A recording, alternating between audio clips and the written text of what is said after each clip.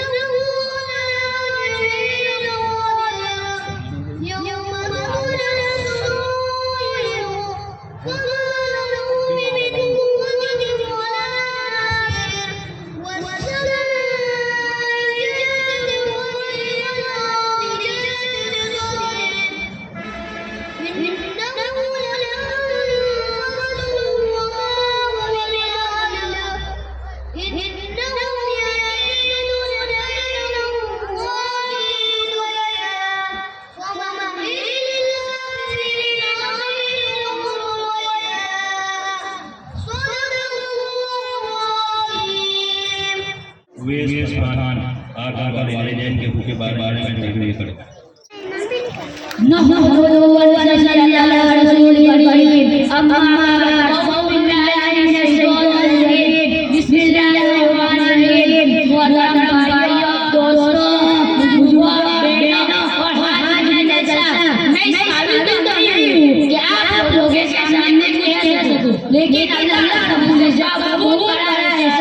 लेकिन अल्लाह ताला ने मुझे में कुछ कहने का वादा बनाया तो उम्मीद करता हूँ आप लोग इसे गौर से सुनें और अल्लाह ताला मुझे आप लोगों का अमल करने का तौफीक नसीब फरमाया है।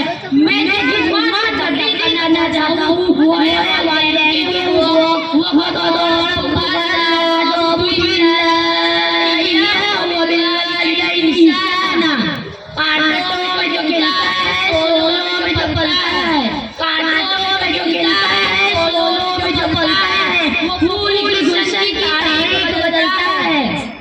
मैंने जो बनवाई की उससे अल्लाह ताला इज्जत फरमाते हैं मेरी इबादत करो और अपने वालिदैन से अच्छा सलूक करो। वो दोनों में से एक चीज भी जाए तो उनके साथ अच्छे तरीके से पेश आओ और उनके सामने उसकी बात करो।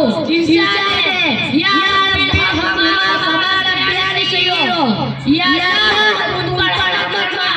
जिस तरह उन्हें मुझको बचपन में पाला था जुबानी होते जैसे और नहीं बल्कि जिंदगी भी होना चाहिए क्योंकि अल्लाह ताला दुनिया को बहुत अच्छी तरह जानता है। वालिदैन वजीर जान हुए अहमद मजलिस और रसूल ने इशारा बनाया माँ बाप की अज़ामी में अल्लाह की अज़ामी है और माँ बाप की अज़ामी में अल्लाह की अज़ामी है। वालिदैन को बताइए इसी तरह साईं आगे मजलिस और रसूल एक नवाब बनकर हुए और फरमाया उस शख्स की नाना का लूदो उस शख्स की नाना का लूदो उस शख्स की नाना का लूदो सवाल अल्लाह ताला पूछा किस शख्स की इशारा हुआ दो या दो से एक को बुरा भी हालत में है और उससे उनकी खिदमत करके आया को जिम्मेदार लगा है। यूं तो वालिदैन का मतलब बहुत बड़ा है। अल्लाह ताला मां का भाई भी क्या है ये बात हमने कहीं नहीं कह रहा हूं बल्कि हमारी शरीयत में हजरत अल्लाह ताला ने इरशाद फरमाया हुजूर सल्लल्लाहु अलैहि वसल्लम के पास एक दादा सवाल किया हुजूर मेरे उसने सुना से ज्यादा कौन हुजूर सल्लल्लाहु अलैहि वसल्लम फरमाया फिर पूछा कौन मेरी मां फिर पूछा कौन मेरी मां फिर पूछा कौन मेरा बाप आपने देखा हुजूर सल्लल्लाहु अलैहि वसल्लम ने सवाल में वालिदा ए मेरे दोनों मां ऐसी जमीन पर तो पैदाइश के वक्त सारी सबको कोशिश बता करके तुझे अपनी आंखों से बदल देती है, लेकिन अफसोस थोड़ा वक्त गुजरना पड़ता है कि हर इंसान अपने वालिदैन के भूल जाता है, मगर याद उनको इंसान भूल जाता है। खालिद के कायमाई नहीं भूलती, उनको आने वाले साल वालिदैन की हुकूक करनी बड़ी ताकत है। वालिदैन ऐसी अज़मत का दो मिनट लो, वालिदैन ऐसी अज़मत का दो मिनट लो, वालिदैन बहुत है। आखिर में सच सुनाकर अपनी बात नहीं करता हूँ, जिससे आपको अंदाज़ होगा वालिदैन की नाराज़गी क्या चीज़ होती है। एक सामने गरीब है, सामने दूर लंबी मौजूद है, आखिर में उनके कलमा जिससे जारी नहीं होता। दूर ने बताया उनके वालिदैन जिंदा है, वालिदैन का तो इंतकाल हुआ है, अलबत्ता वालिदैन जो होती है। दूर ने बताया पूछा आप कैसा है। उनकी वालिदैन ने कहा नमाज रोज़ी वगैरह आसान का पाबंद है, अलबत्ता मैं उतारू। ने बताया आपसे माफ कीजिए ताकि उसे कलमा नसीब हो। अल्लाह ताला वालिदैन साथ में सुनी को तौफीक नसीब फरमाए। आमीन। जैसीन मुजीब आतिक वो आकर नज़म पेश करे। अस्सलामु अलैकुम व रहमतुल्लाहि व बरकातुहू।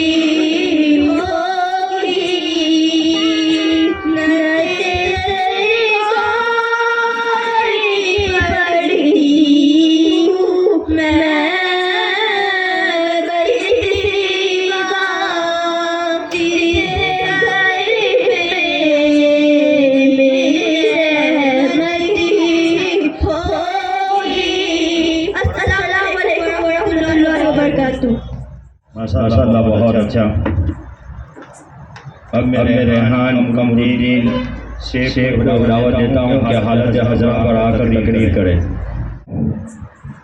अस्सलामु अलैकुम व रहमतुल्लाहि व बरकातुहू।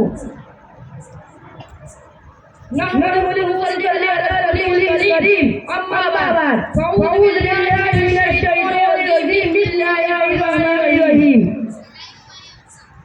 मेरी तकरीर का उन्वान है हालात हाजिरा पर। इन्नल्लाह ला युग़य्यिरु बिक़ौमिन हत्ता युग़य्यिरु मा बिअनफुसिहिम। काबिल सब तकरीब सदर जाता और इस्लाम और पर्दे में बैठी माए बहने मैंने आप सामने कुरान मजीद की आयतें बताई है जिसका तर्जुमा और ये है वाक़या ताला कौम की हालत को तवज्जो नहीं करता। जब वो लोग खुद अपनी हालत को नहीं बदलते।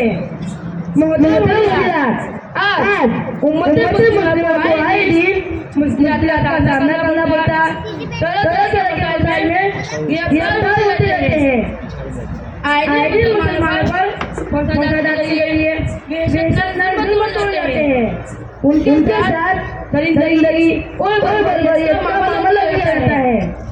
उनकी इज्जत को चला जाता है। उनकी मईशत को तबाह और बर्बाद किया जाता है। घरों को लूटा जाता है। दुकानों को जलाया जाता है। कभी मस्जिदों को मस्जिद में तब्दील किया जाता है। हम लोग चीजों को हमारी करते हैं और इधर की तरफ भी नहीं देते। ज्यादा बात दीनी अहमियत और कौमी अलग का जोड़ देते हैं तो कभी बड़ा दर्द रहता है और समझते हैं कि हमने हद कर दिया, हमारी खत्म हो गई। तो आइए हम कुरान हदीस में इसका हल कोई करें।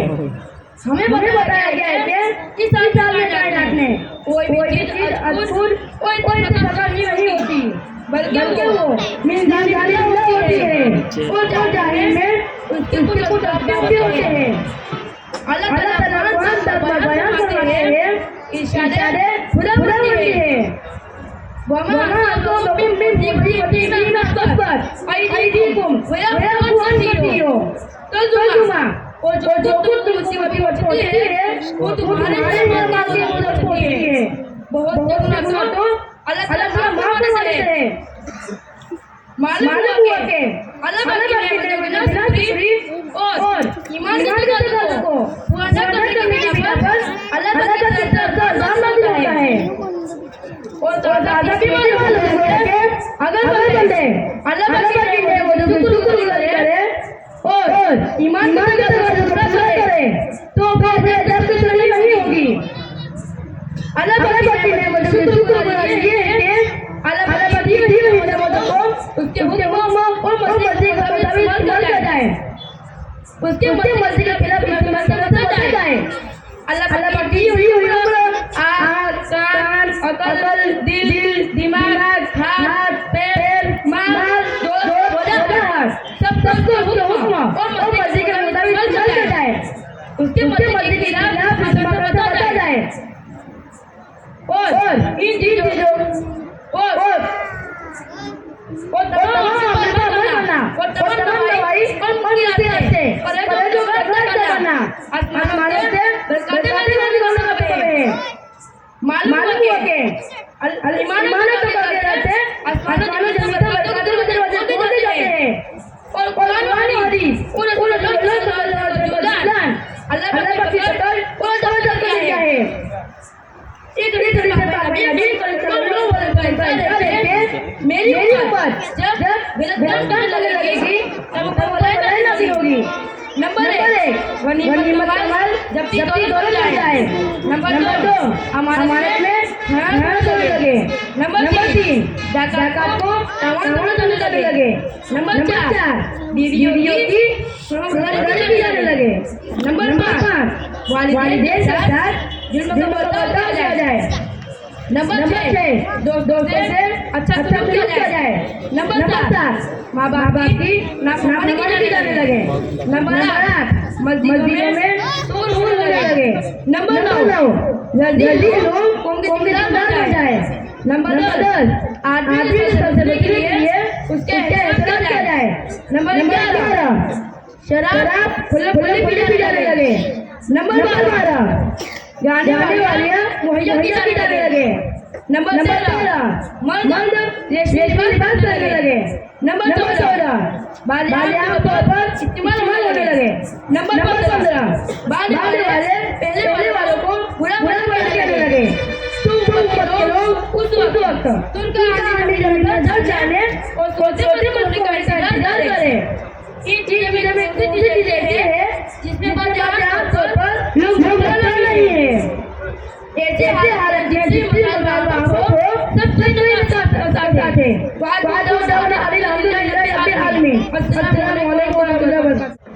मैं दावत देता हूँ नसीर रोशन मुमरा वाकर हदीस सुनाएगा। अस्सलामुअलैकुम वरहमतुल्लाहि वबरकातुहू। आज मैं आप हज़रत को पढ़ा हदीस सुनाने वाला हूँ। हदीस नंबर 1 इन्नमल आमालु बिन्नियात। तर्जुमा अमाल का दारोमदार नियत पर है। हदीस नंबर 2 तलबुल इल्मी फरीदतन अला कुल्लि मुस्लिम। तर्जुमा इल्म दीन का हर मुसलमान पर फर्ज है। हदीस नंबर 3 खैरुकुम मन तअल्लमुल कुरान व अल्लमहु। तर्जुमा तुम में से बेहतर वो है जो कुरान के सिखाए। हदीस नंबर 4 युरीनुल कुरान बिअस्वातिकुम। तर्जुमा अपनी आवाज से कुरान को मुज़य्यन करो। हदीस नंबर 5 इन्नल उलमा वरसतुल अंबिया। तर्जुमा उलमाए किराम अंबियाए किराम के वारिस है। हदीस नंबर 6 अद्दीनुन नसीहतु। तर्जुमा दीन है का नाम है। हदीस नंबर 7 बल्लिगु अन्नी वलौ आयात। तर्जुमा मेरी बातों को फैलाओ अगरचे एक हो। हदीस नंबर 8 अल हयाउ शुबतुम मिनल ईमानी। तर्जुमा हया ईमान का हिस्सा है। हदीस नंबर 9 मन बना लिल्लाहि मस्जिद बनल्लाहु लहु बैतल फिल जन्नति। तर्जुमा जिसने अल्लाह के लिए मस्जिद बनाई अल्लाह उसके लिए जन्नत में घर बनाएगा। हदीस नंबर 10 मिफ्ताहुल जन्नति सलात। तर्जुमा जन्नत की चाबी नमाज है। हदीस नंबर 11 बैनल अबदु व बैनल कुफ्री सलात। तर्जुमा मुस्लिमों का फिर दरमियान नमाज छोड़ना है। हदीस नंबर 12 अस्सियामु जन्नतु। तर्जुमा रोजा हलाल है। हदीस नंबर 13 मन हलफ बिल्लाहि फक़द गदर शुरुका। तर्जुमा जिसने अल्लाह के सिवा किसी को कसम खाई उसने शिरक किया। हदीस नंबर 14 मन अहब्ब सुन्नती फक़द अहब्बनी। तर्जुमा जिसने मेरी सुन्नत से मोहब्बत की उसने मुझसे मोहब्बत की। हदीस नंबर 15 मन अहब्बनी काना मइया फिल जन्नती। तर्जुमा जिस जो मुझसे मोहब्बत करेगा वो मेरे साथ जन्नत में होगा। अस्सलामु अलैकुम। जलसा को कामयाब कराने वाले लोगों के नाम हैं सुजाल भाई शुमरा, महफूज अब्दुल अजीज, सज्जो नसीर शेख, सलीम गंगा, इरफान भाई अलग, मोहम्मद सराती, मास्टर मुजम्मिल, इरफान शेख के बाबू, राशिद रिक्शा वाला, मामू सलमानी, ताहिरा मामी, साजिद भाई बखौर, सरफराज भाई बशीर भाई शेख, फैयाज शेख, डॉक्टर अफसर, मुन्ना भाई यूपी, कमरुद्दीन भाई यूपी, बानू बेन गुलाम शेख, राशिद सलमानी, जुनेद भाई, यहिया खान, बाहर से आने वाला पैसा, अय्यूब भाई जिताली की तरफ से तमाम प्रोग्राम में शिरकत करने वाले बच्चों को 60 रुपया। हाफिज मोहम्मद हाजी मोहम्मद पठान सरवर, हर पढ़ने वाले बच्चे को 50 रुपया। 1000 रुपया आलिम भाई सलीम भाई शेख कठोर, प्रोग्राम में हिस्सा लेने वाले और पहला पुरस्कार अंदर आने वाला। 500 रुपया अक्षर पटेल, तमाम को 500 रुपया आईओ, 500 रुपया इसराइल भाई, 500 रुपया हाफिज शोएब, 500 रुपया हाफिज जुनेद, 1000 अजीत जी जो हमारा कैंप ड्राइवर है। अल्लाह तमाम के माल को फरमा, अल्लाह उनको सजाए खैर देवे। अब मैं मुकालिमा करने वाली दोनों बच्चियों को दावत देता हूँ। इरम फिरोज खातिब, अलीना मोहम्मद शफी शेख।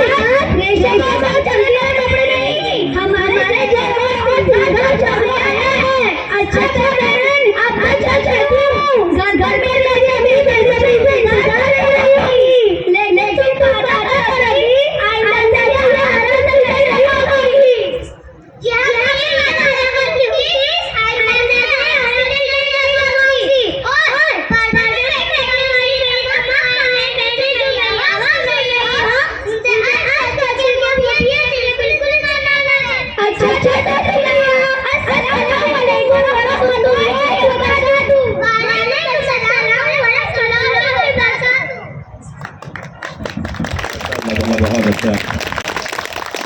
हमारे कासिम भाई समरा की तरफ से हजार रुपया वसूल हुए हैं तमाम प्रोग्राम के लिए।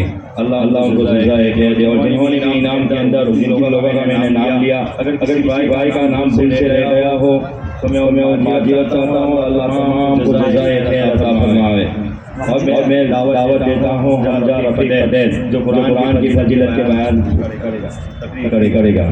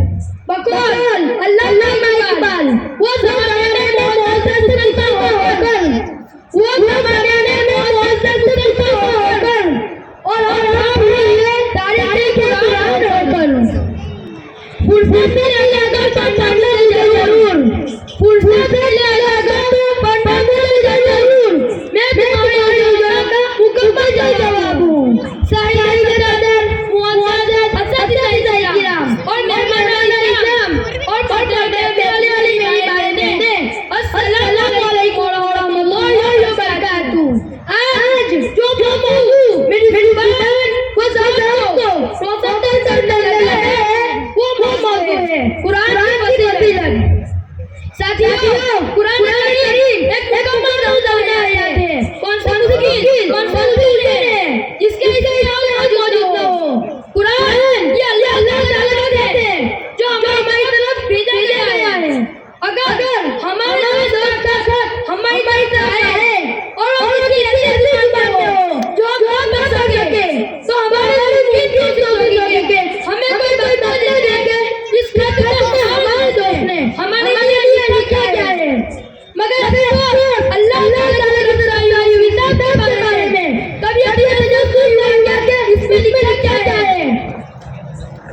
मगर मुसलमान जाहिर और लालची आगे पर अपना ईमान, अकीदा और मौत तबाह कर रहे हैं।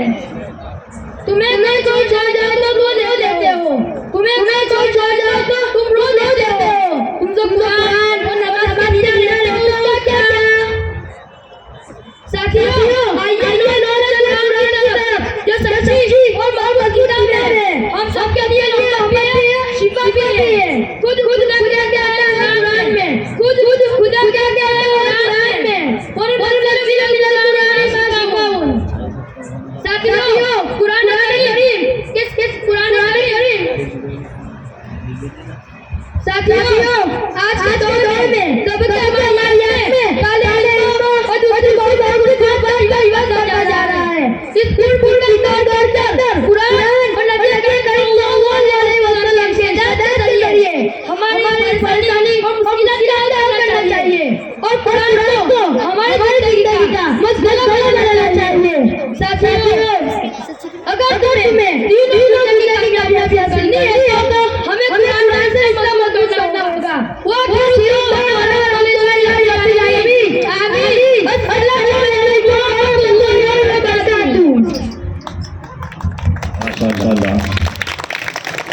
अब मैं जिस मेहमान का इंतजार हमें है, मेहमान को दावत देता हूँ कि अपने इस पर आकर हर लोगों को अपनी बातों से फैजिया फरमाए और इनके बाद इंशाअल्लाह उनके हाथ से कामयाब होने वाले तमाम बच्चों को इनाम दिया जाएगा।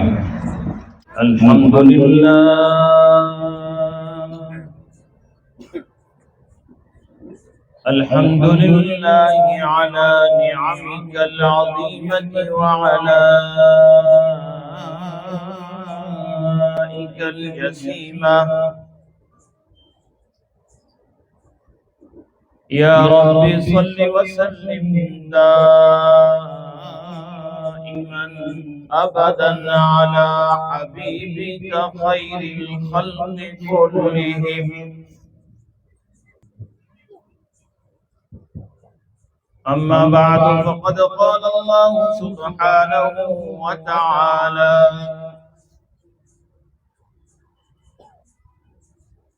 अम कुन्तुम शुहदा इज़ हज़र याक़ूबल मौत इज़ क़ाल लिबनीहि मा तअबुदून मिन बादी क़ालू नअबुदु इलाहक व इलाहा आबाइका इब्राहीम व इस्माईल।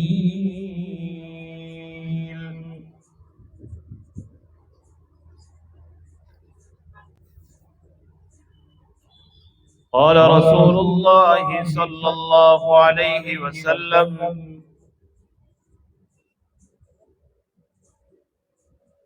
खैरुकुम मन तअल्लमल कुरआन व अल्लमह।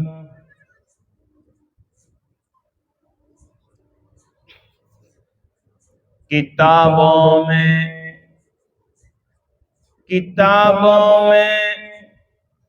जो सबसे अफजल है,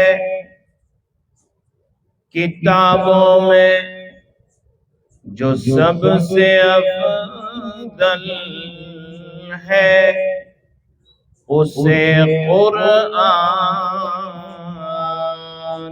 कहते हैं। समझ में आ रहा है?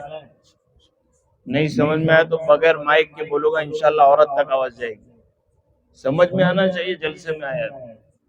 हमारे बच्चों ने इतनी मेहनत की, लेकिन 80% मजमे को क्या आप बच्चे पढ़ के गए समझ में नहीं आया।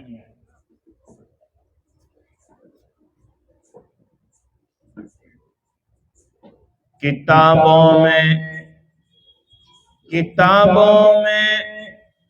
जो सबसे अफजल है उसे कुरान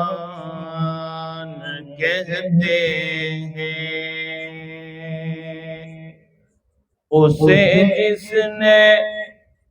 उसे जिसने उतारा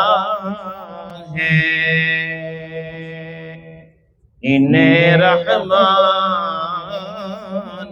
कहते हैं। उसे जिसने उतारा है, इन्हें रहमान कहते हैं।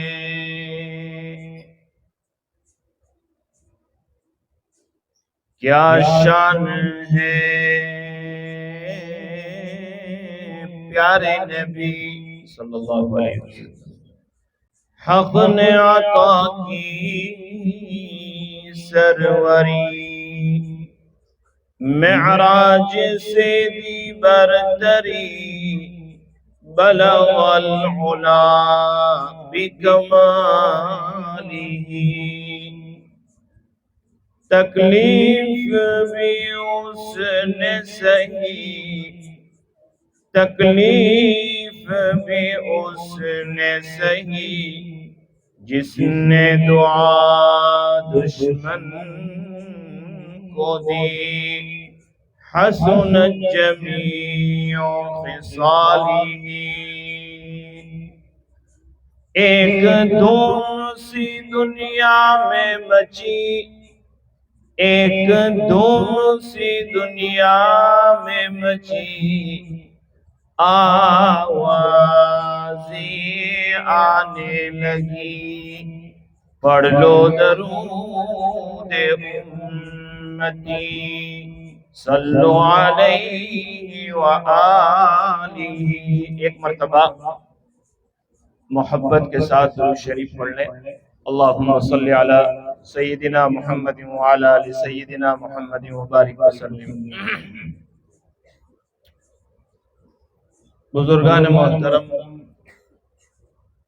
अजीज दीनी भाइयों और नौजवानों, और पर्दे में बैठकर सुनने वाली अजीज माएं और बहनें,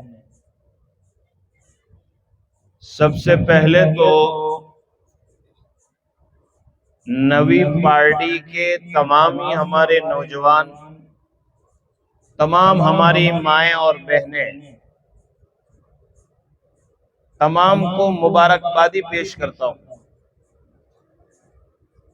कि मेरी ये 40 साल की जिंदगी में पहली मर्तबा नवी पार्टी में ये प्रोग्राम मैं देख रहा हूं। चाचा बात बराबर है? उससे पहले तो मुझे मालूम है, लेकिन माशाअल्लाह कुरान की मोहब्बत में, अल्लाह की मोहब्बत में, अपने मासूम बच्चों की मोहब्बत में अल्लाह पाक ने आपको यहाँ पर जमा किया है। बहुत बड़ी बात। और मैं मुबारकबादी की काबिल समझता हूँ मौलाना रफीक साहब और उनके साथ मेहनत करने वाले तमाम लोगों को।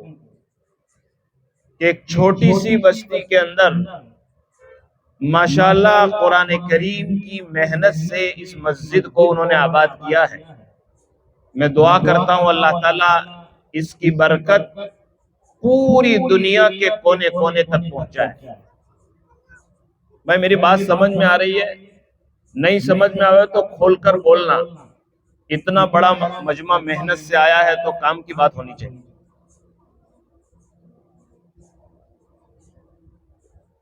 मेरे अजीज भाइयों, हम सब मुसलमान हैं। क्या है? मुसलमान हैं। और मुसलमान किसको कहते हैं खबर है? टोपी पहनने वाले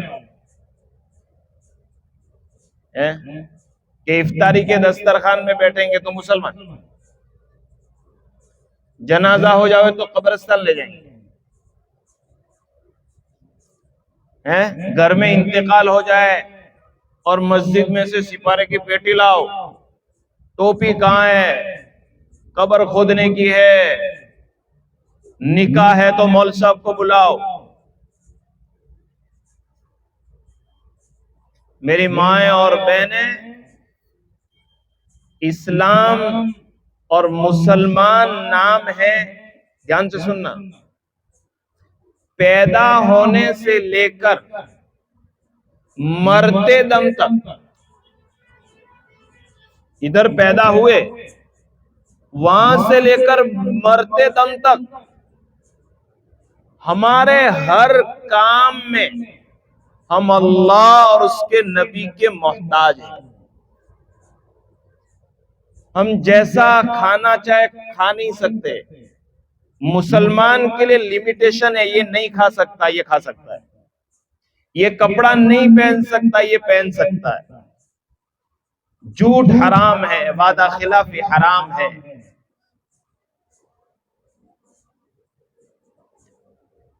मेरे अजीज भाइयों, एक ऐसे माहौल में हम लोग जिंदगियां गुजार रहे हैं। मेरा रोजाने का तजुर्बा है, ध्यान से सुनना। आप किसी भी मस्जिद में चले जाओगे, कोई भी मस्जिद में, और खड़े रहकर पूछो कि नमाज में कौल बांधने का सुन्नत तरीका क्या है। आप तवज्जो फरमाएं। 50 साल से नमाज पढ़ते, अपने दादा को भी नमाज पढ़ते देखा। बड़े फखर से हम कहते कि मुसलमान है, लेकिन इस्लाम का सबसे बड़ा रुकन जिसको हम नमाज कहते हैं, अभी हमको कौल बांधने का तरीका खबर नहीं है। मैं दुआए कुनूत की बात अभी नहीं करता। नहीं, मैं तुम्हारे में से किसी को जनाजे की नमाज की दुआ भी नहीं पूछने का। घबराइयो मत, भाग मत जाइयो यहां से। मैं आपको बताना चाहता हूं कि हम कहां हैं। मौलाना इतने लोग यहाँ अतराफ के उलमा जिम्मेदार बैठे हैं। अभी मैं बड़ौदा सफर से आया, वहां से आने के बाद मैं असर की नमाज और मगरिब की नमाज पढ़ी मेरी मस्जिद में। मेरे बाजू में एक जवान लड़का 40 साल का नमाज पढ़ रहा था। वो नमाज पढ़ा है, उसने कौल बांधा और नमाज में ऐसे ये टोपी कर रहा है, यहां कर रहा है, हाथ कहां बांधने के, रुकू में कहां देखने का, क्या पढ़ने का, कुछ खबर नहीं। वो बेचारा नौजवान लड़का था, वो सजदे में गया मौलवी साहब, तो उसकी पैंट थोड़ी नीची हो गई, टी शर्ट ऊपर हो गया और कमर का थोड़ा हिस्सा नजर आने लगा। मैंने नमाज से फारिग हो गया, भाई तू खोटा मत लगाइयो यार। हवे तो मौलवी साहब ऐसा है कि किसी को मसला बताने में भी डर लगता है, और तुम्हारे को बहुत समझ पड़े तो। मैंने कहा भाई देख, माशाल्लाह तू दुकान बंद करके आया, वुजू करा, मस्जिद में आया, लेकिन तू सजदे में गया ने तो तेरा टी शर्ट ऊपर हो गया, थोड़ा पैंट नीचे हो गया और तेरी कमर का हिस्सा नजर आया, तेरी नमाज गई। बात झूठी कह रहा हूं, सही कह रहा हूं? अच्छा, मेरे ये जितने, मैं छोटे बच्चे से बात नहीं करता, 15 साल से लेकर 80 साल तक की औरतें और मर्द बैठे हैं। आपको कोई मसला खबर था? अभी मैं काठियावाड़ जाके आया, अभी 8 दिन पहले बयान कर रहा था। मजमे में से एक औरत ने कागज लिखकर भेजा, ये सब बयान मत करो, गुस्ल करने का सुन्नत तरीका ये बयान करो। बात बराबर है। तो मैंने कहा कि भाई गुस्ल के 3 फर्ज है।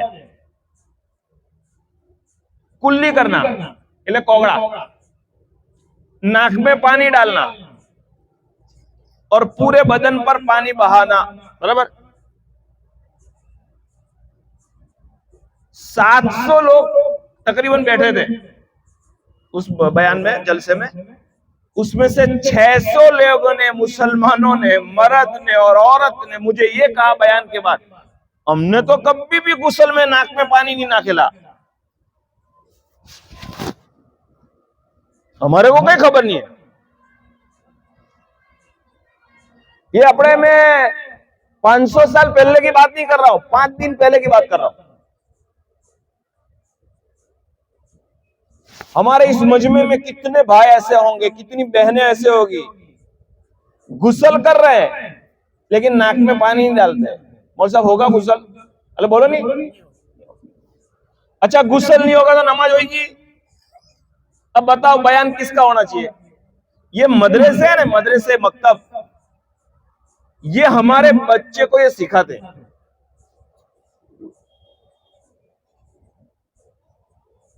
खुदा की कसम, जिस मस्जिद में चले जाओ 50 आदमी नमाज पढ़ते, उसमें 25 आदमी को रुकू करने का तरीका मालूम नहीं, और हम फख्र से कहते हैं कि मुसलमान हैं।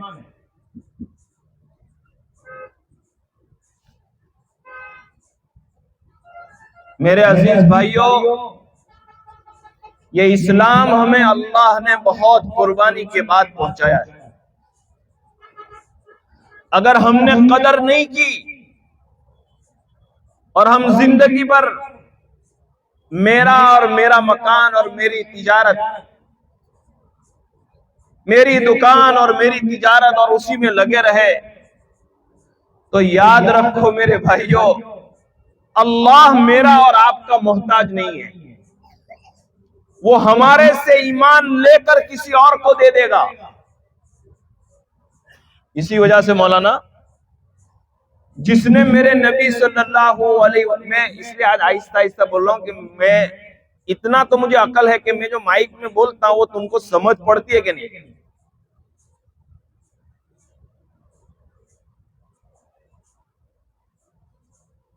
मैं आज ये कर रहा था, क्या बोल रहा था मौलाना साहब? सबसे कीमती बात सुनाता हूं, ध्यान से सुनना, कि अगर हम लोग ने इस्लाम की कदर नहीं की तो अल्लाह किसी और को पैदा कर देगा। ये बोल रहा था मैंने। हजरत उमर रजी अल्लाह तआला अन्हु के जमाने में, शान से सुनना, एक ऐसा आदमी जिसने मेरे नबी के गाल पर तमाचा मारा था, ये बात बता रहा था मैं, अबू जहल मारा था, अल्लाह का दुश्मन, नबी का दुश्मन,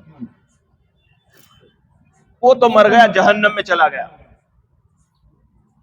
लेकिन एक मौका ऐसा आया सन हिजरी 8 में कि अबू जहल का बेटा, कौन? जिसने नबी के गाल पर तमाचा मारा था, वो दौड़ा दौड़ा अल्लाह के नबी सल्लल्लाहु अलैहि वसल्लम के पास आए। साहबा ने जब देखा कि दुश्मन का बेटा आया तो तलवार निकाली। हमारे नबी सल्लल्लाहु अलैहि वसल्लम ने कहा कि नहीं नहीं नहीं, नहीं मारना नहीं, नीचे रख दो तलवार। कहा कि अल्लाह के रसूल, ये तो दुश्मन है, इसके बाप ने तुम्हारे गाल पर तमाचा मारा था। फरमाया उसके बाप की बात अलग है, ये अभी क्यों आया है तुम्हें क्या पता? किसकी बात कर रहा हूं भाइयों? अबू जहल। और आकर कहा कि सरकार मुझे माफ कर दीजिए, मैं आज तक तुम्हें गालियां देता रहा, मैं आज तक मूर्ति पूजा करता रहा, लेकिन आज मुझे समझ में आया कि आप सच्चे नबी हैं, इस्लाम सच्चा मजहब है, मुझे कलमा पढ़ा दो। मुझे ये कौन कलमा पढ़ रहा है? दुश्मन का बेटा जिसने नबी के गाल पर तमाचा मारा था।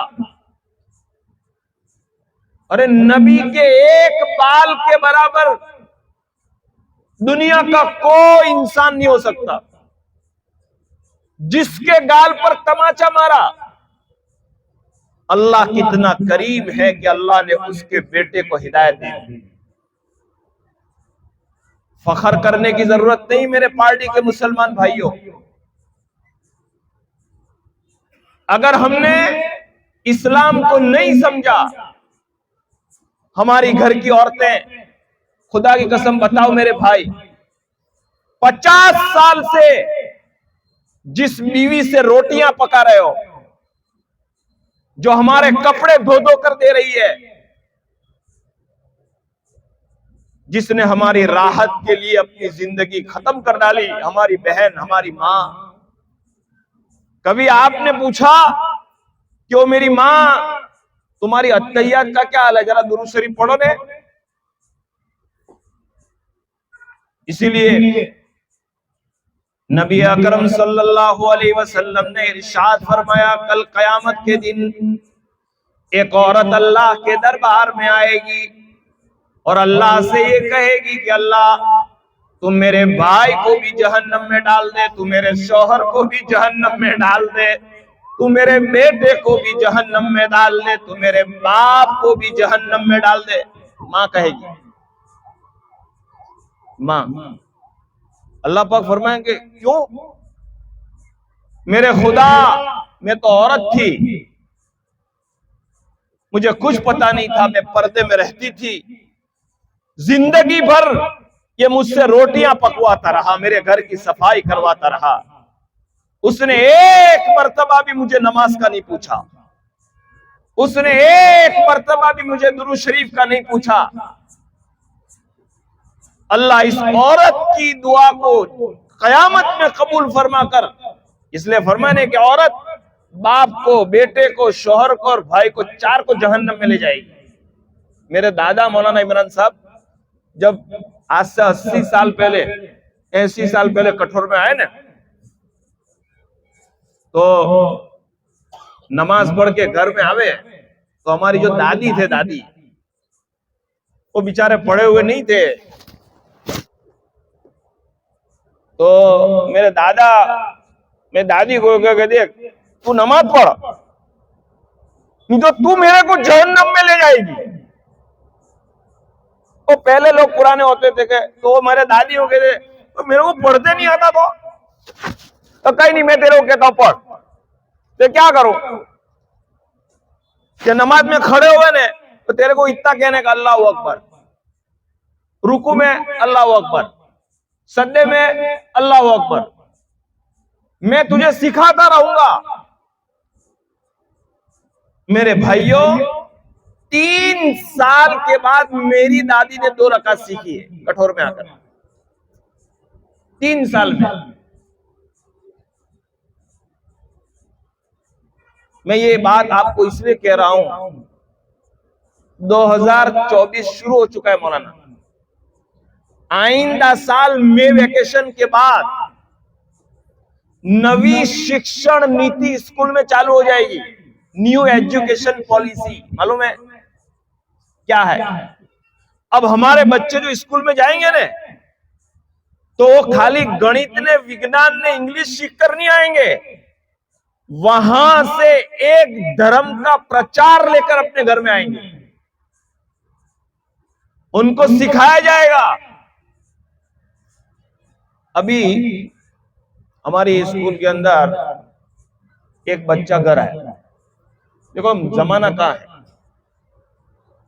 मदरसे में भेजना क्यों? मैं कोई आज इल्मी बात करने वाला नहीं हूं, मुझे खबर है कहां क्या बात करनी है।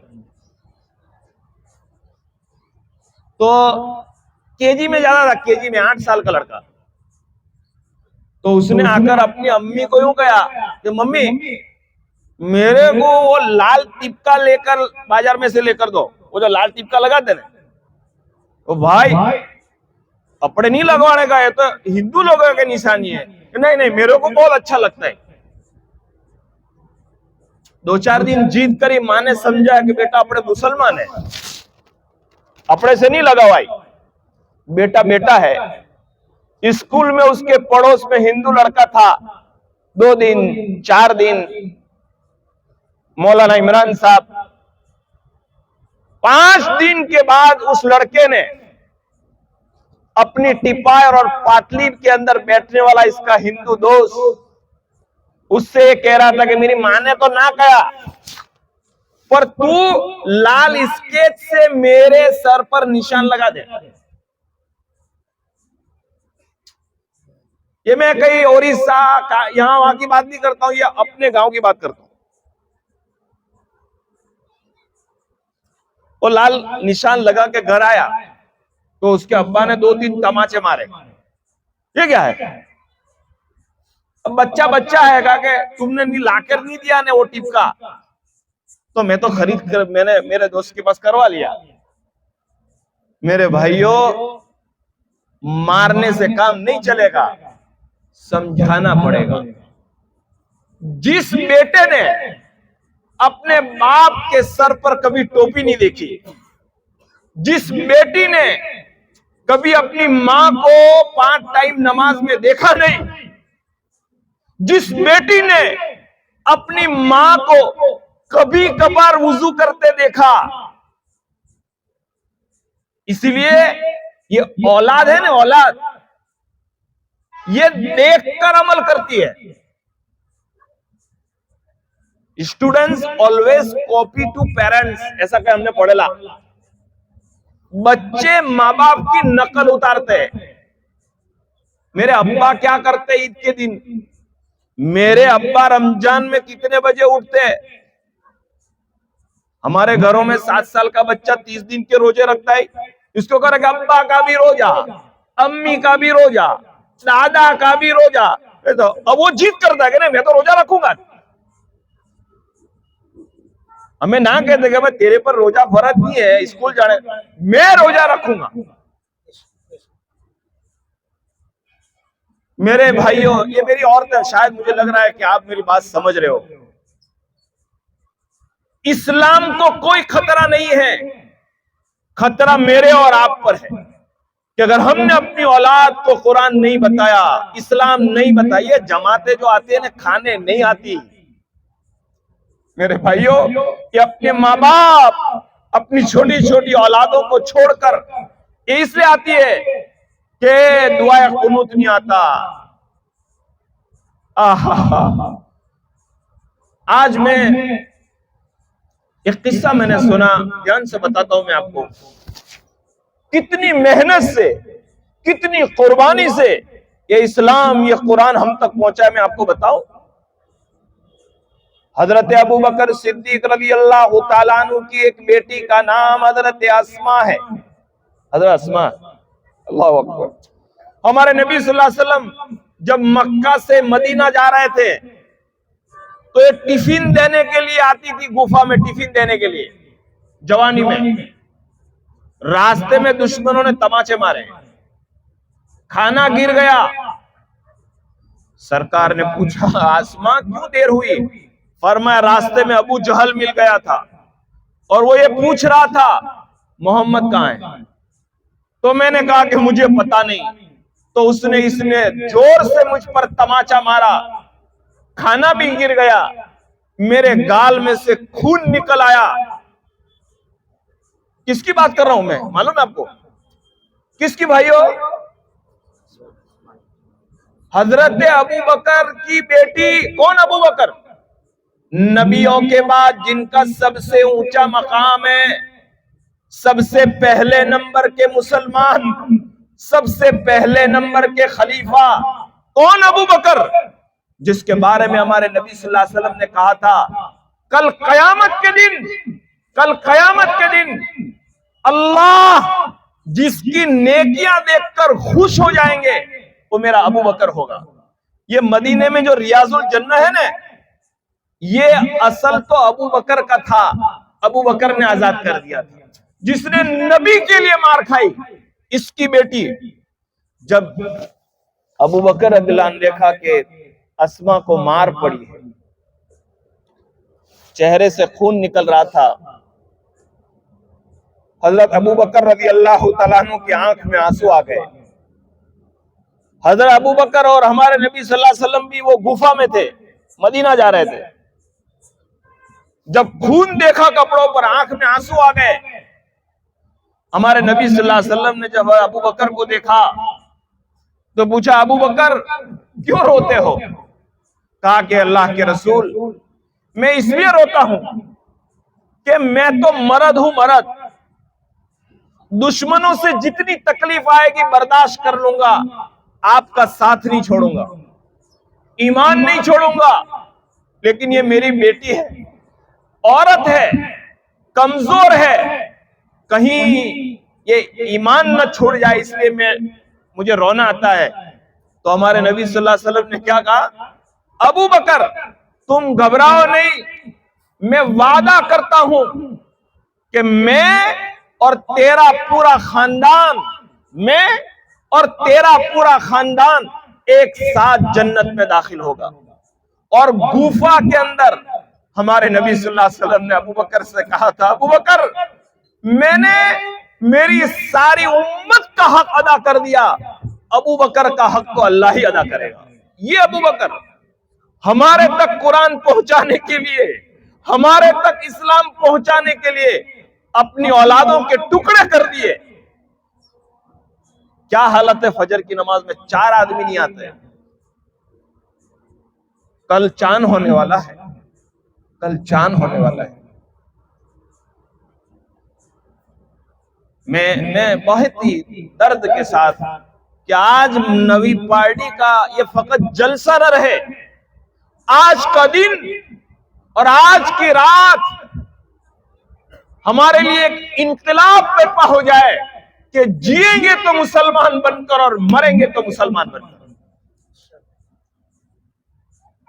मेरे अजीज भाइयों, फिर से मैं एक मर्तबा कहता हूं, अगर हमने अपनी औलादों तक इस्लाम नहीं पहुंचाया तो यही औलाद कल कयामत के दिन हमारा गिरेबान पकड़ेगी।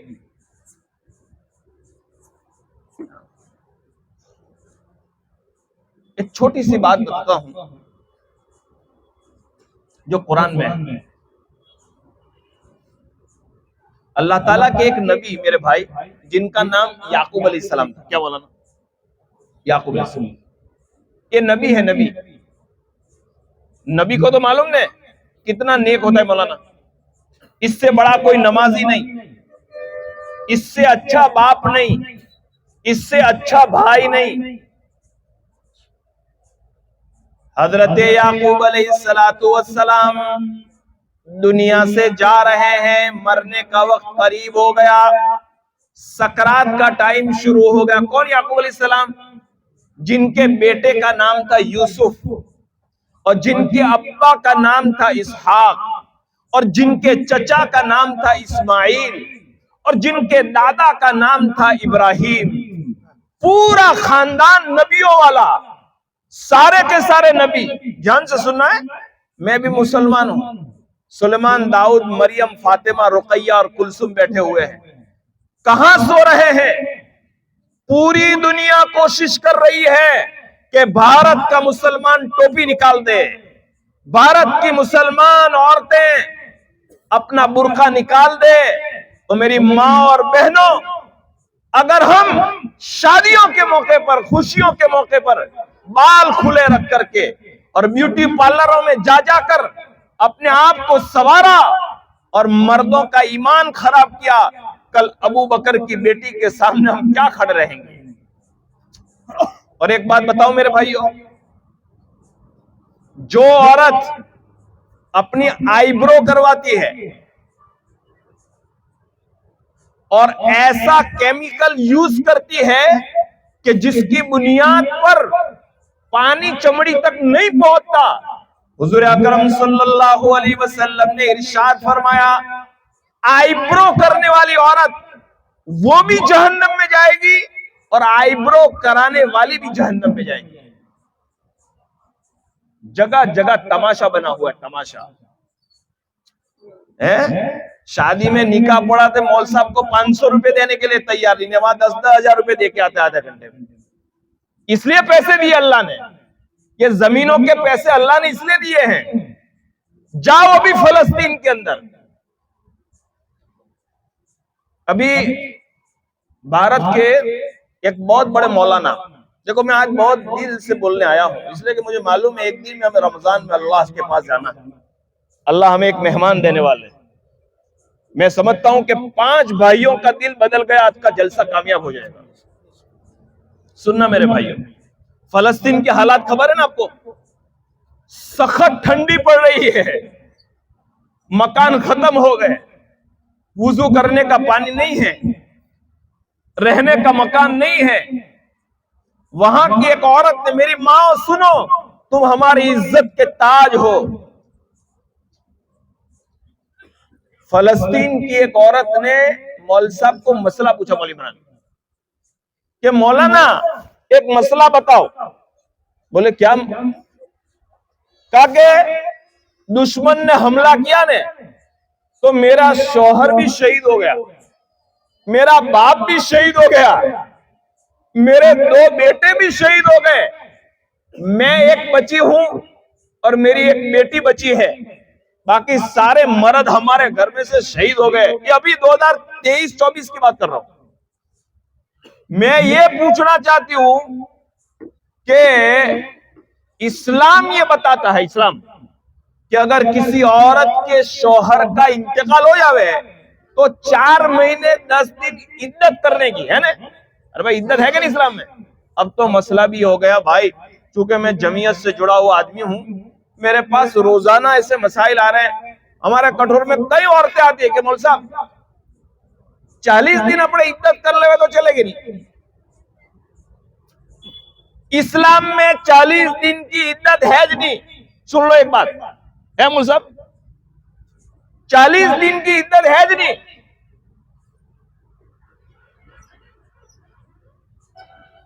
उस औरत ने पूछा मुफ्ती साहब को, मेरे शौहर का शहीद हो गए, मैं ये मसला पूछती हूं मौलवी साहब, मेरे पास रहने का मकान नहीं है, तो मेरी इद्दत का क्या होगा? मैं इद्दत कहां गुजारूंगा?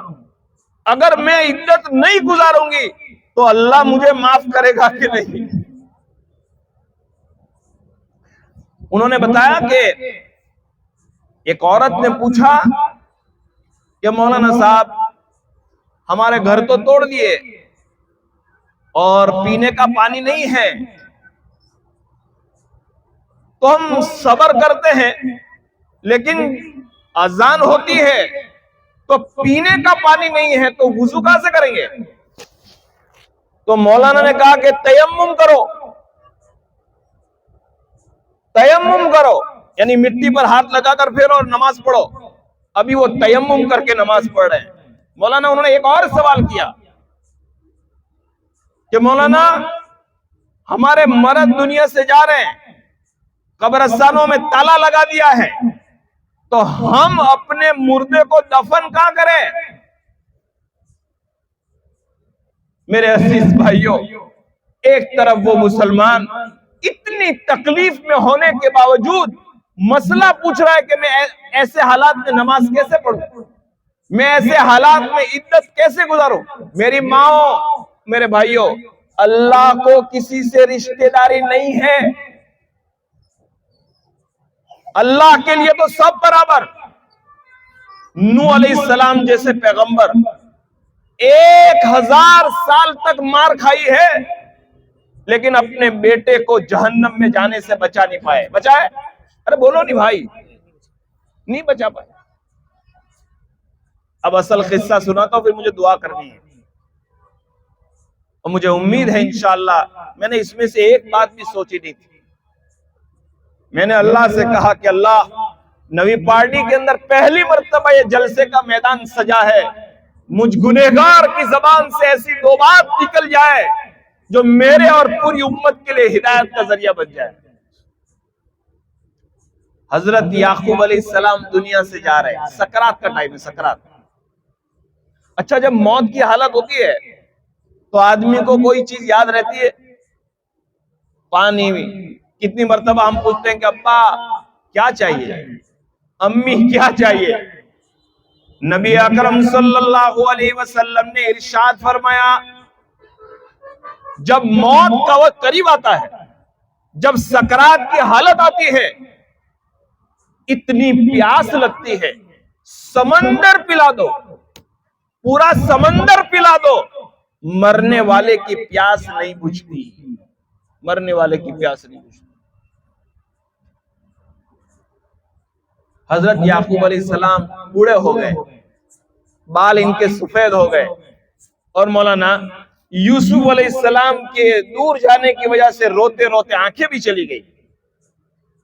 दुनिया से जा रहे, तो उन्होंने क्या करा? ऐलान किया, ए मेरी औलाद को बुलाओ, मेरे छोकरों को बुलाओ, मेरी छोकरियों को बुलाओ, मेरे सबको बुलाओ, कई काम है मेरे को। सब घबरा गए कि अब्बा को क्या होगा, कि सबको बुलाओ। सब आए, छोटे बच्चे, नवासे, पोतियां, याकूब अलैहिस्सलाम। अब जब घर में सब जमा हो गए तो वापस वो सकरात में थे तो बेहोश हो गए। पूरी रात कभी होश आता था, कभी बेहोश हो जाते थे। अल्लाह, इसीलिए हमारे नबी सल्लल्लाहु अलैहि वसल्लम ने कहा है, लोगों मौत की सख्ती से अल्लाह से पनाह मांगो, मौत की घबराहट से अल्लाह से पनाह मांगो, इसलिए कि ये बड़ा खतरनाक टाइम है। अल्लाह हम सब की हिफाजत फरमाए। ईमान। सुबह के वक्त जब इनको होश आया, किसको, याकूब अलैहिस्सलाम, तो उन्होंने अपनी औलाद से कहा, ओ मेरी बच्चों, ओ मेरी औरतों, ओ मेरी माँ, ओ मेरी बहनें, मैं दुनिया से जा रहा हूं, मैं तो जा रहा हूं, एक चीज का जवाब दे दो, मुझे तसल्ली हो जाएगी, एक चीज का जवाब दे दो। अब आपको होगा कि क्या पूछा होगा उन्होंने। नबी है, और खाली नबी नहीं, ऐसा नबी, ऐसा रसूल कि उनका बेटा भी नबी, उनका बाप भी नबी।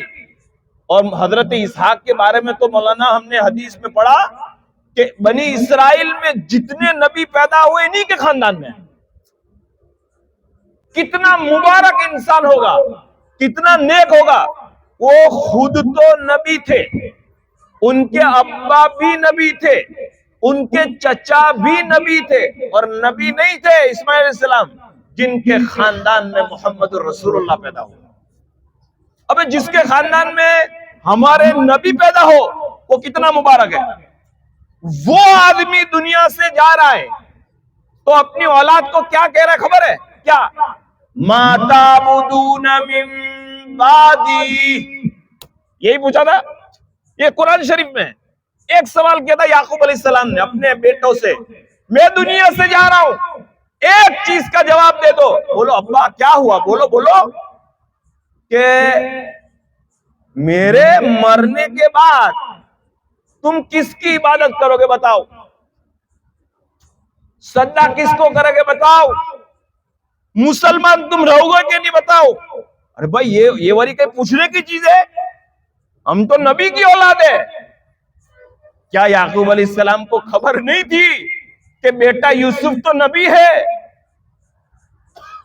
फिर भी फिक्र ये हुई, क्यों मालूम है मौलाना क्यों?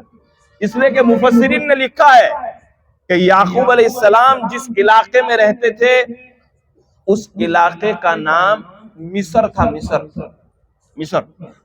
और मिस्र उस इलाके में उस जमाने में मुसलमान बहुत थोड़े थे, गैर मुस्लिम बहुत ज्यादा थे। तो याकूब अलैहिस्सलाम को फिक्र हुई कि अल्लाह भले ने मैं नबी हूं, भले ने मेरा बेटा नबी है, लेकिन मेरे जाने के बाद इस कंट्री में मुसलमान बहुत थोड़े हैं।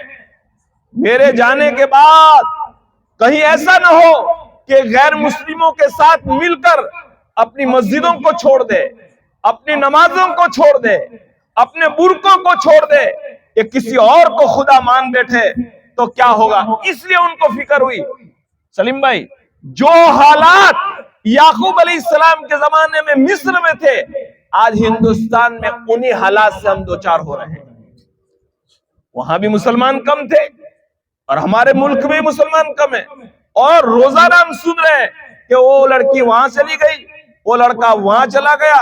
और वो मसला, मेरे भाइयों आओ आओ मिलकर हम सब नियत करते हैं कि अल्लाह हम अपनी औलाद को एक रोटी कम खाएंगे, कम खिलाएंगे, एक कपड़ा कम दिलाएंगे, लेकिन कुरान की तालीम से हम उसको जो है अधूरा नहीं रखेंगे। आज हालत क्या हो यार, सच्ची बात बताऊं, मौल साहब यहाँ नवी पार्टी में कितने बच्चे पढ़ते?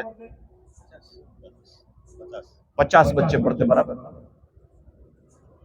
मेरे नवी पार्टी के नौजवान भाइयों, आपने जलसा बनाया है, इतना लाइट बनाई, इतनी अच्छी दावत की आपने। मेरी एक दरखास्त है आपसे, रमजान के महीने में एक एक घर में जाकर आप जरा लिस्ट तैयार करना कि कौन ऐसा बच्चा है कि जिसका कुरान अभी अधूरा है।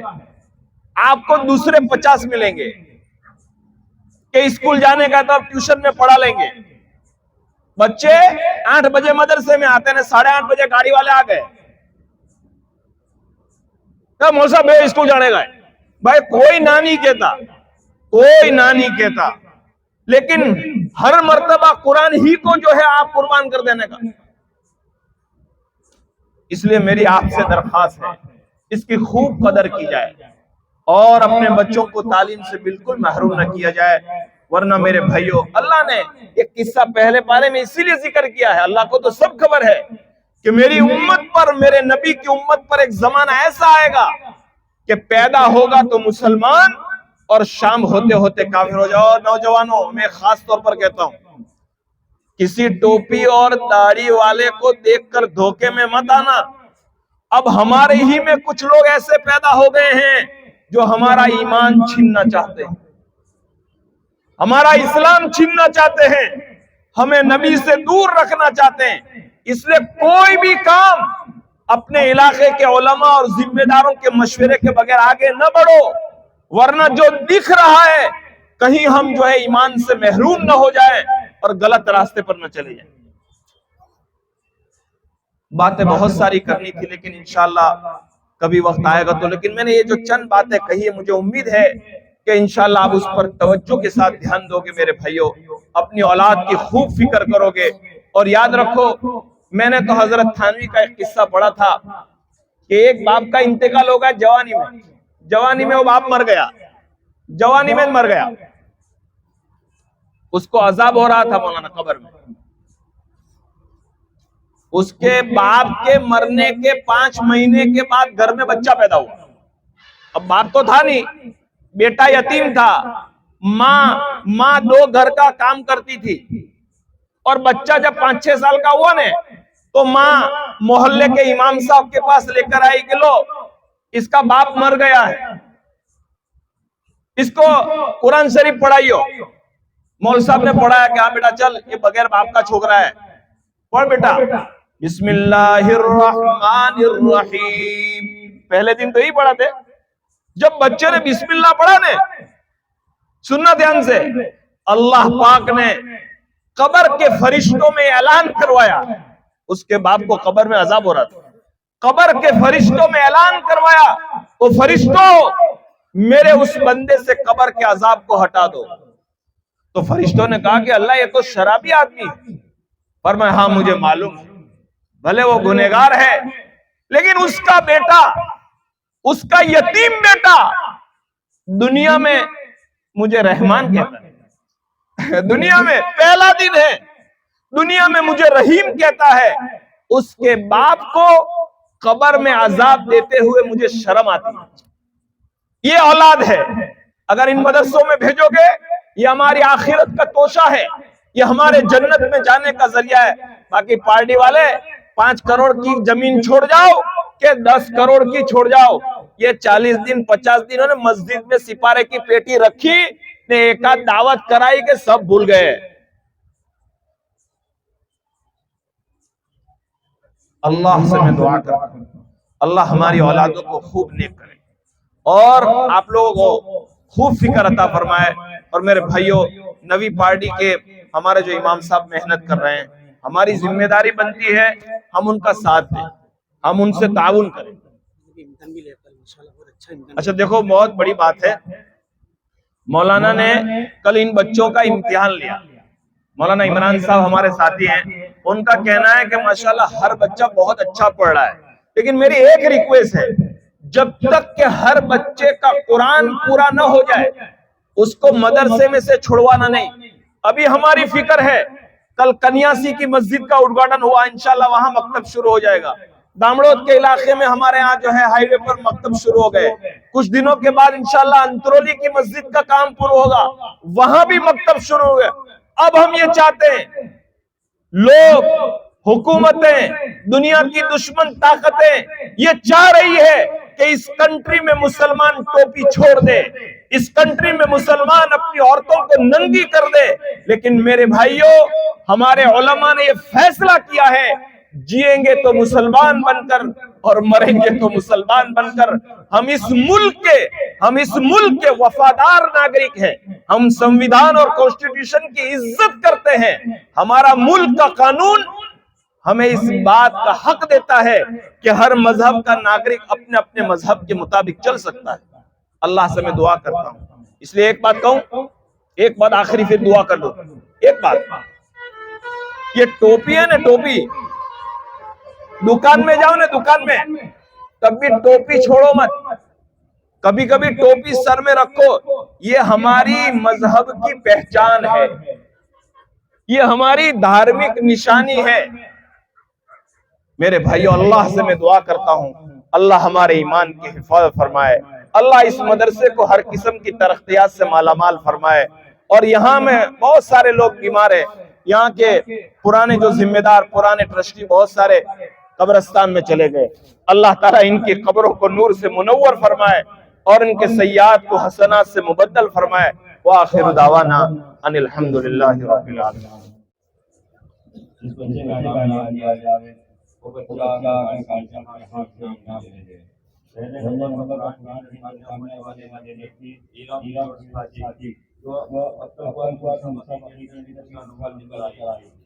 माशाअल्लाह।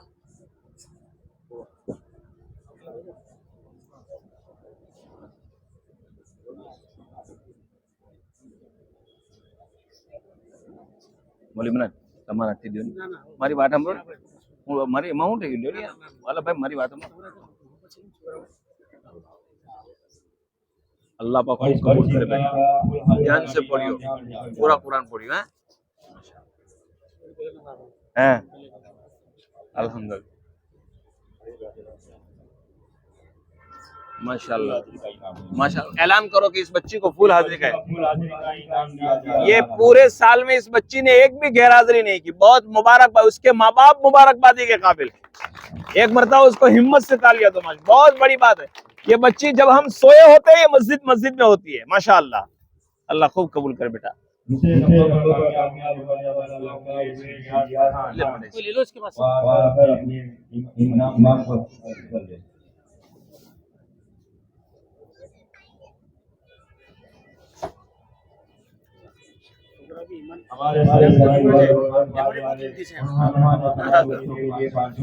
माशाअल्लाह बेटा, अल्लाह कबूल करे।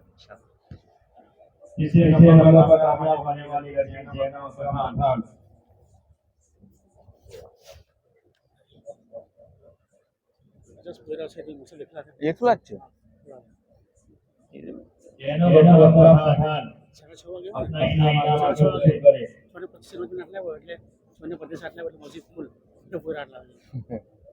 ચાલો અલ્લાહનો કરમ। અલ્લાહ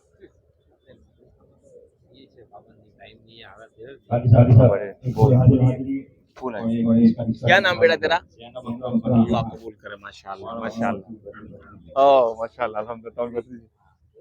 दूसरी जमात में कामयाब होने वाला लड़का रेहान एक दिन पहले नंबर पर होने वाला। माशाअल्लाह। आओ बेटा, जल्दी जल्दी आओ। दूसरे नंबर पर कामयाब होने वाला शेख फरीदुल्लाह।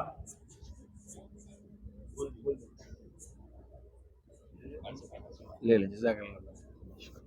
तीसरे नंबर पर कामयाब होने वाला रेहान खान। माशाअल्लाह।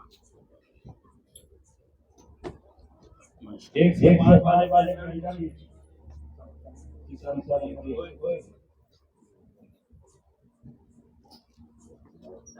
ले बेटा, माशाअल्लाह। दूसरे नंबर के अंदर हैं હું નામ બેટા તારું? માશાઅલ્લાહ, એનું પેશાની બતાવે છે। માશાઅલ્લાહ માશાઅલ્લાહ, અલ્હમ્દુલિલ્લાહ। વેલી વેલી નાલી ઉંમરમાં મૂકી દેવાનું।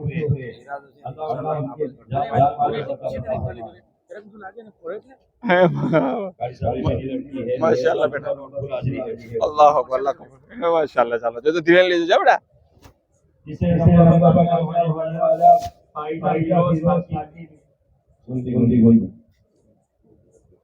इसका जवाब के अंदर दो लड़कियों का आंसर है। माशाल्लाह।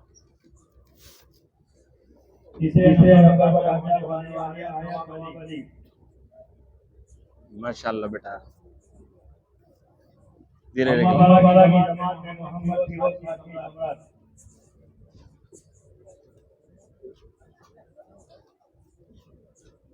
माशाल्लाह।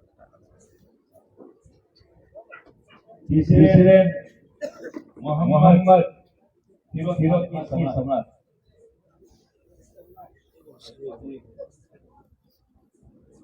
दूसरे नंबर पर कामयाब होने वाला माशाल्लाह।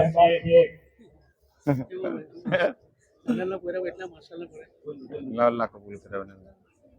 तीसरे नंबर पर कामयाब होने वाला नासिर पठान। माशाल्लाह। नूरानी गाड़ी के अंदर सबीहा सलमानी। आया जा बेटा। माशाल्लाह। दूसरे नंबर पर कामयाब होने वाला शेख।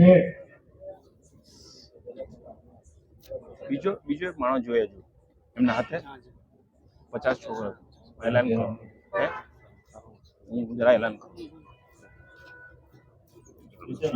માશાલ્લાહ માશાલ્લાહ तीसरे नंबर पर कामयाब होने वाला माशाल्लाह माशाल्लाह बेटा तीसरे नंबर पर कामयाब होने वाली रेशमा हैदर। तकदीर के अंदर रिया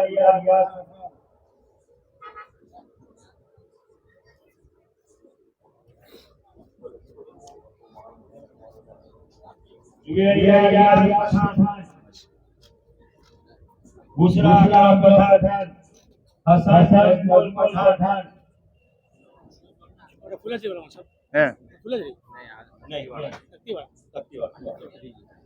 તકતી વાળા છે नसीर रोशन જાઓ માશાલ્લાહ चलो चलो जल्दी हमजा चल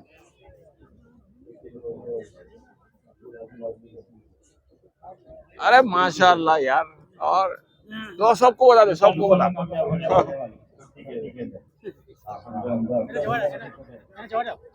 અને એને પકડજે છોકરીને લે બેટા हमजा रफीक पटेल फूल हाजिर बेटा ऊपर माशाल्लाह अल्लाह कबूल करे नसीर रोशन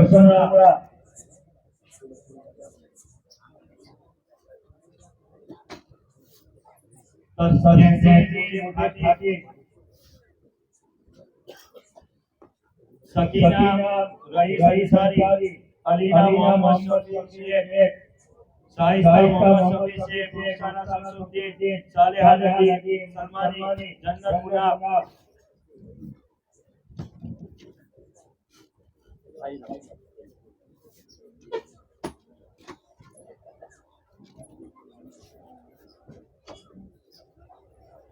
सफवान शमसुद्दीन अया मोहम्मद शफी अल-अमरान आलिया आसिफ सनमन नदी जासमीन हैदर सना सैफुल्लाह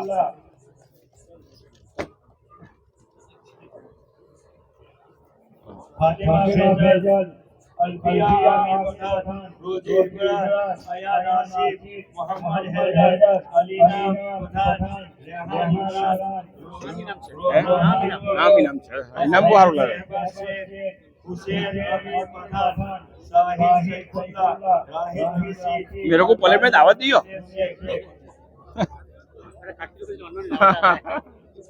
माशाल्लाह ले भाई इफ्तारी के हलीम ने भजी है इसमें जिन हजरात ने इनाम दान के नसीब दिए हैं अल्लाह उनको अल्हम्दुलिल्लाह इस बार हमारे भाई शादी के मामले में की और हमने माशाल्लाह अल्लाह आमीन आमीन माशाल्लाह आ जाओ बेटा आओ क्या नाम है तेरा अमर शाह छोकरी नाम નથી પડે છે ઓ क्या नाम बेटा? अब तेरा नाम दिखवा देंगे, अब पढ़ना तो चालू कर दियो है इंशाल्लाह। चलो लो लो ले ले ले ले बेटा, अच्छा ले। बहुत खुशी की बात है कि माशाल्लाह हमारे नवी पार्टी के जवानों ने बहुत अच्छा इनाम दिया। इंशाल्लाह हम नियत करें कि आइंदा साल इससे अच्छा देंगे इंशाल्लाह, और अच्छे से अच्छा इनाम दे ताकि बच्चे शौक से मदरसे में आए। और देखो मेरे भाइयों, आप लोगों से मेरी रिक्वेस्ट है कि पहले जमाने की तरह नहीं है। अब अल्लाह ताला ने हमको भी बहुत माल से नवाजा है, अल्लाह ने तिजारत से नवाजा है, तो हम अपने मस्जिद के इमाम साहब की भी खूब फिक्र करें। देखो अब ये धीरे धीरे क्या है, 50 बच्चे हो गए, एक मौलाना 50 बच्चे को हैंडल करना कोई आसान काम नहीं सलीम भाई है। और ये अभी क्या हालत हो गई यार, 4000 रुपये तो लाइट बिल आता पूरा नहीं होता अपना है, 4000 रुपये यार। देखो हमें दूसरे कोई दे ना दे, हमारी मस्जिद का इमाम है, हमारी मस्जिद है, हमारे बच्चे पढ़ते हैं। आप एक फंड ऐसा बनाओ, नौजवानों आपको से मेरी रिक्वेस्ट है, हर जगह हमने ये किया कि 5-7 नौजवान मिलकर एक ऐसा फंड रखे कि हर महीने 100 रुपए, 200 रुपए, 500 रुपए जमा रखो, तो आपको 1 साल के बाद इसमें इतनी अच्छी रकम जमा हो जाएगी जो इंशाल्लाह इनाम में भी काम आएगी और मौलाना को इंशाल्लाह तनख्वाह में अंदर भी काम करेंगे भाई इंशाल्लाह। अल्लाह से दुआ, दुरूद शरीफ पढ़े, दुआ कर लेते हैं। अल्लाहुम्मा सल्ली व बारिक अला सय्यिदिना व नबीना व मौलाना मुहम्मद व बारिक व सल्लिम। ए अल्लाह, हम तेरे गुनहगार बंदे हैं। ए अल्लाह, तेरा कितना करम हुआ, तेरा कितना एहसान हुआ कि अल्लाह मासूम मासूम बच्चे जो पूरे साल तक तेरा नाम लेते रहे, जो तुझे याद करते रहे, जो तेरा कुरान पढ़ते रहे, ए अल्लाह उनको इनाम देने के लिए आज आपने हमें जमा फरमाया है। प्यारे अल्लाह, आप बड़े करीम है, आप बड़े शफीक है, आप बड़े लतीफ है, आप बड़े मेहरबान हैं।